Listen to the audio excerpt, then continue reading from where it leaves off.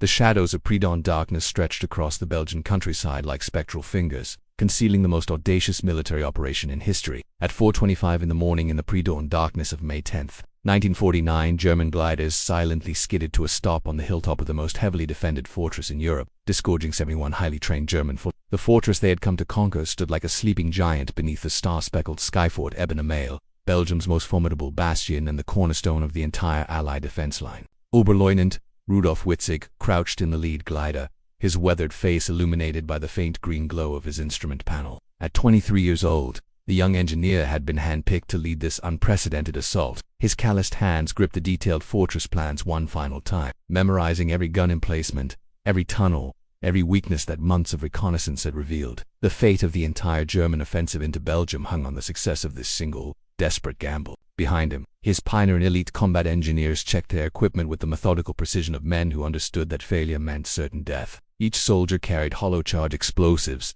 a revolutionary new weapon that could penetrate the fortress's thick concrete walls. These were no ordinary pair. They were the culmination of years of secret training, men who had rehearsed this exact assault on mock-ups built in the German countryside. The gliders had launched from Cologne airfields at precisely 4:30, maintaining strict radio silence as they were towed through the darkness by their transport aircraft. Now as the first glider touched down on the fortress's seemingly impregnable roof, the silence was broken only by the whisper of wind across canvas wings and the muffled thump of boots on concrete. Fort Eben-Emael represented the pinnacle of military engineering. Built into the solid rock of a strategic hill overlooking the Albert Canal, it commanded the approaches to Belgium's industrial heartland. Its massive guns could rain destruction on any army attempting to cross the waterway below. The fortress housed 1,200 Belgian defenders, men who had trained for years to repel exactly this sort of assault. Yet none of them had imagined that death would come from above, delivered by silent wings in the darkness. As Witzig's men began their stealthy deployment across the fortress roof, the young Oberleutnant allowed himself a moment of grim satisfaction. The first phase of Operation Granite had begun,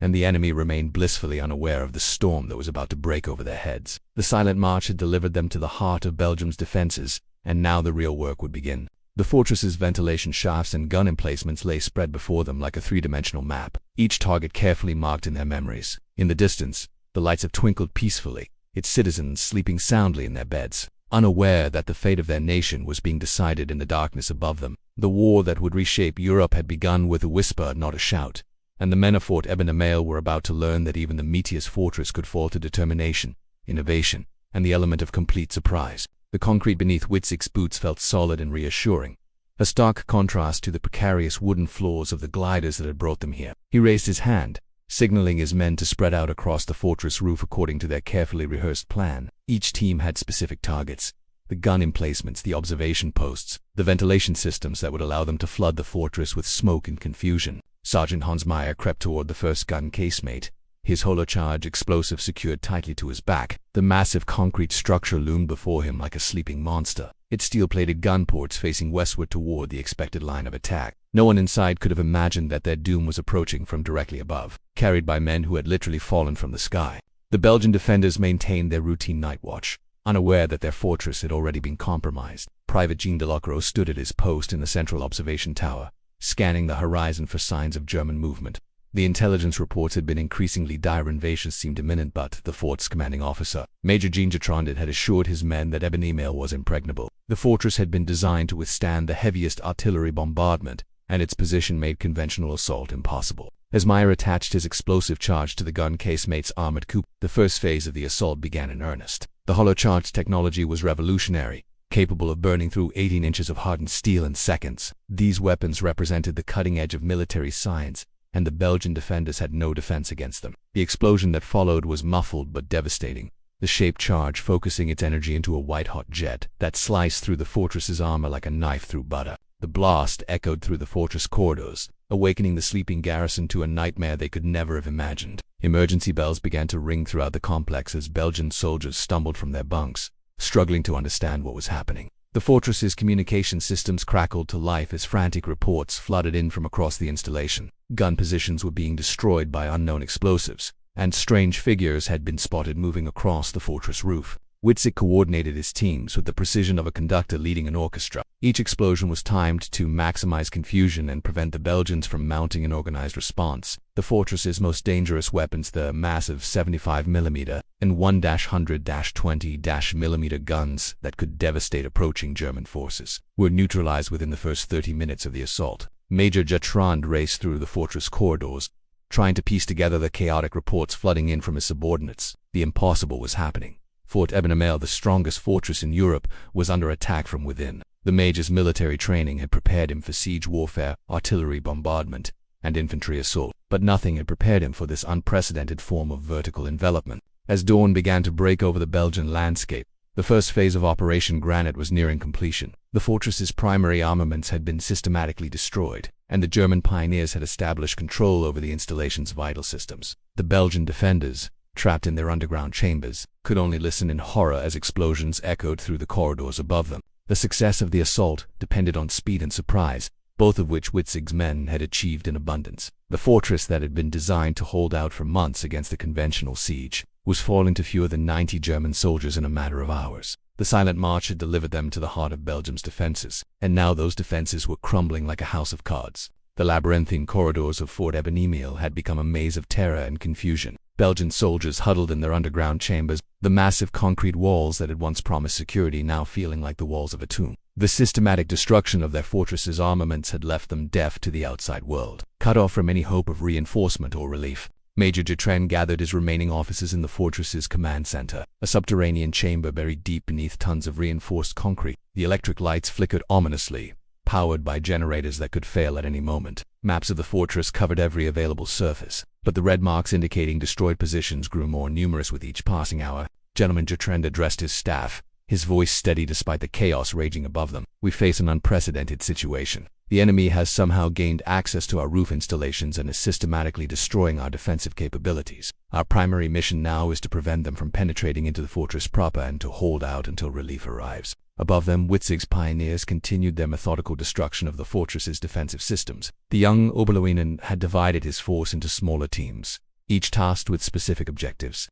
The ventilation systems were among their primary targets, as controlling the fortress's air supply would give them leverage over the defenders trapped below. Feldwebel Klaus Brenner led a team toward the fortress's main air intake, a massive concrete structure that drew fresh air from the surface and distributed it throughout the underground complex. The Belgian engineers had designed the system to be impervious to poison gas attacks, but they had never anticipated that the enemy would gain direct access to the intake points. The hollow charge explosives detonated in sequence, each blast sending shock waves through the fortress's structure. The Belgians below felt the vibrations through the soles of their boots, a constant reminder that their enemies were literally standing on top of them. The psychological impact was devastating, not from above.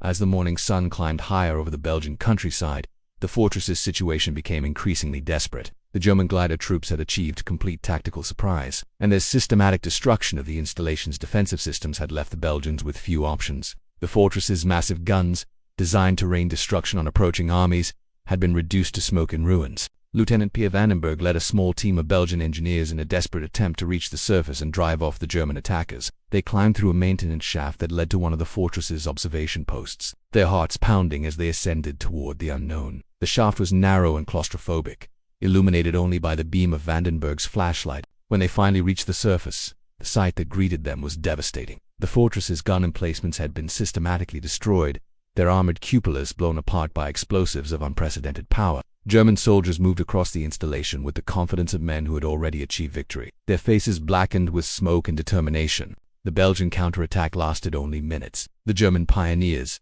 veterans of intensive training and equipped with superior weapons, quickly overwhelmed the small Belgian force. Vandenberg and his men were forced to retreat back into the fortress's depths, their hopes of driving off the attackers dashed against the reality of German military superiority. In the command center below, Major Bertrand received the devastating report with stoic acceptance. The fortress's surface installations were lost, and the enemy had established complete control over the installation's vital systems. The 1,200 Belgian defenders were now trapped in their underground chambers, cut off from the outside world and running short of ammunition. The morning of May 10, 1940, had begun with hope and confidence. Fort Ebenemer had been the cornerstone of Belgium's defensive strategy, a fortress that military experts had proclaimed impregnable. Now, as the sun reached its zenith, that same fortress was falling to fewer than 90 German soldiers who had arrived in the darkness like ghosts from a nightmare. The afternoon sun cast long shadows across the scarred surface of Fort Eben, illuminating the devastation that Witzig's pioneers had wrought in less than 12 hours. The fortress's gun emplacements,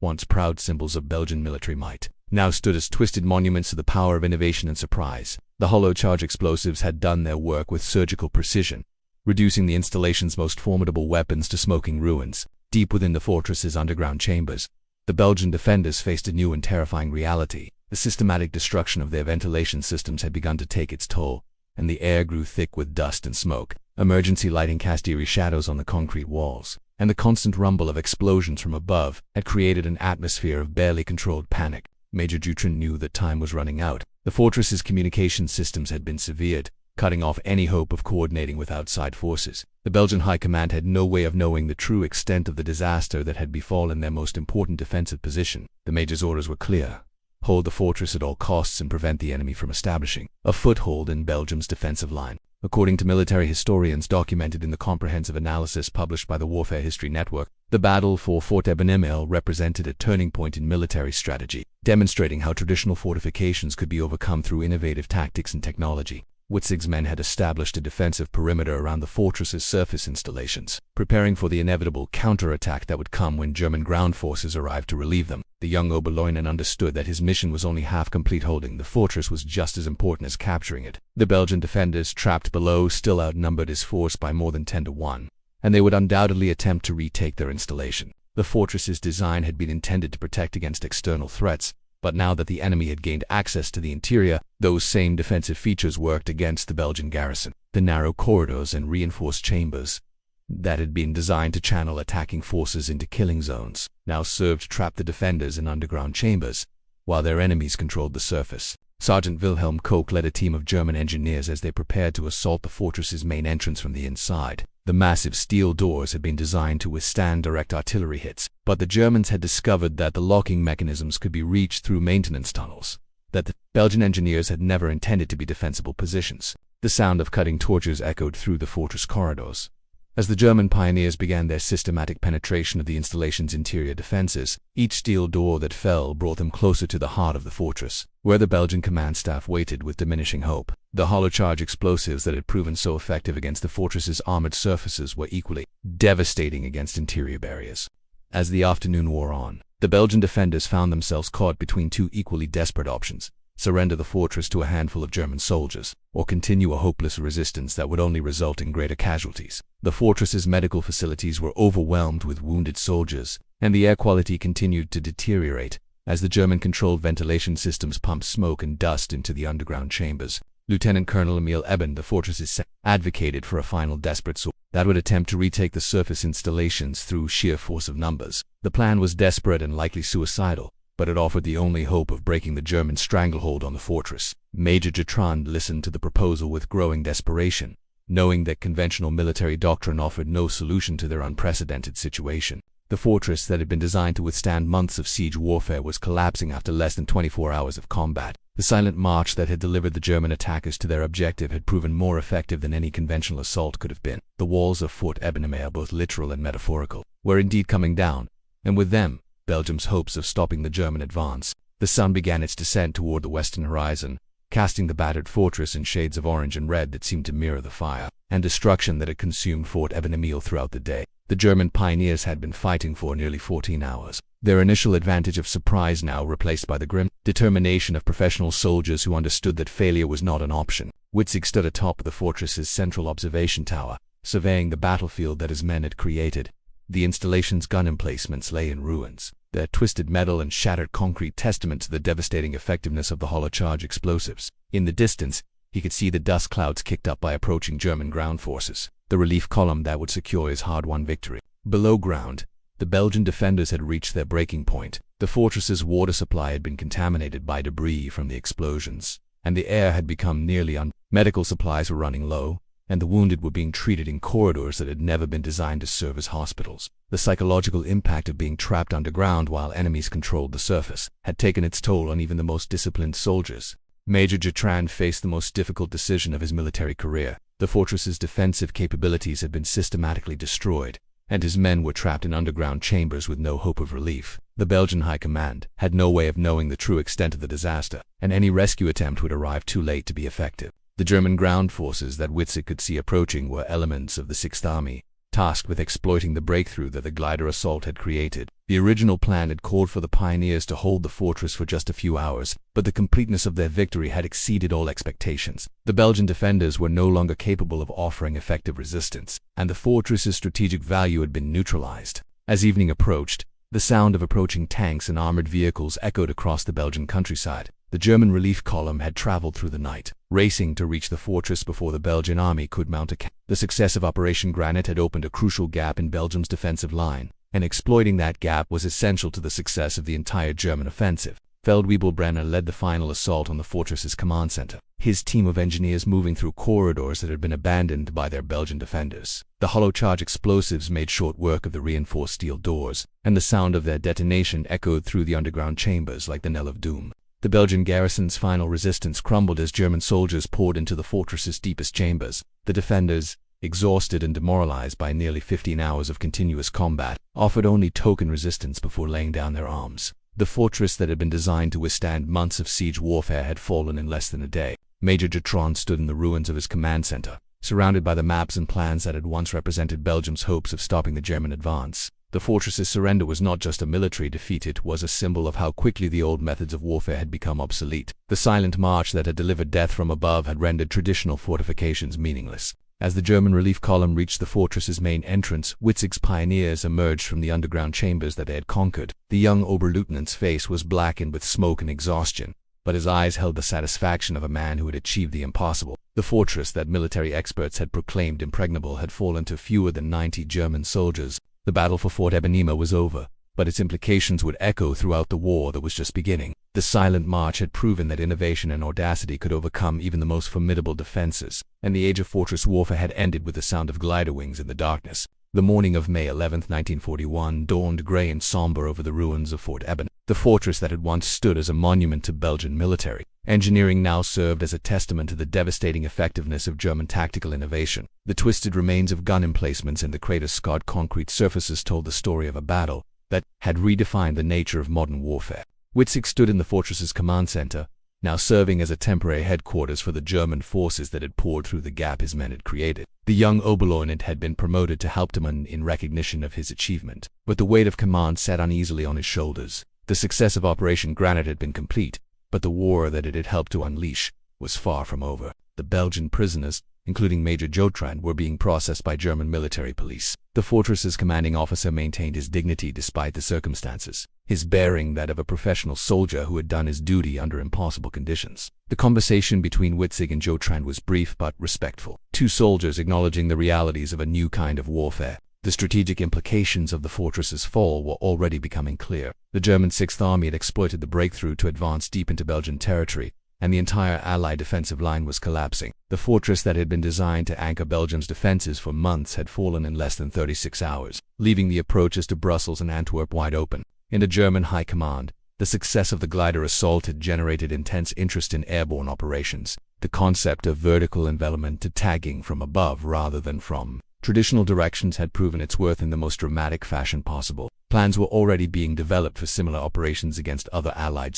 The hollow charge explosives that had proven so effective against Fort Ebenheim's armored surfaces were being rushed into mass production. The technology that had seemed like science fiction just months earlier was now standard equipment for German assault troops. The weapons that had cracked the fortress's defenses would soon be used against tank armor and bunker systems throughout Europe. For the Belgian people, the fall of Fort Ebenheim marked the end of their illusions about the war. The fortress had been more than a military installation. It had been a symbol of their nation's ability to defend itself against aggression. Its swift collapse had shattered those beliefs and opened their eyes to the reality of German military superiority. The silent march that had begun in the darkness of May 10th had ended with the surrender of what many had considered the strongest fortress in Europe. The gliders that had delivered death from above had proven that even the most formidable defenses could be overcome through innovation, training, and tactical surprise. The age of fortress warfare, which had dominated military thinking for centuries, had ended with the sound of canvas wings in the pre-dawn darkness. As Witzig prepared to leave the fortress that had made his reputation, he reflected on the lessons of the battle. The success of Operation Granite had depended on more than just superior technology. It had required months of meticulous planning, innovative thinking, and the courage to attempt something that had never been tried before. The silent march had succeeded because it had challenged every assumption about how wars were fought. The fortress stood empty now, its chambers echoing with the ghosts of the men who had fought and died within its walls. The Belgian defenders had been brave and disciplined, but they had been preparing for the wrong kind of war. The German attackers had recognized that the nature of conflict was changing, and they had adapted their methods accordingly. Fort Ebenemael would never again serve as a military installation. The fortress that had been designed to last for centuries had become obsolete in a single day, its massive guns and reinforced walls rendered meaningless by the men who had fallen from the sky. The silent march had not only captured a fortress, it had announced the dawn of a new age in military history, one where innovation and audacity would prove more valuable than concrete and steel. The battle was over, but its legacy would endure. The techniques pioneered in the darkness above Fort Ebenemael would be refined and repeated throughout the war, changing forever the way that battles were fought and won. The silent march had ended, but its echoes would resonate through the corridors of military history for generations to come.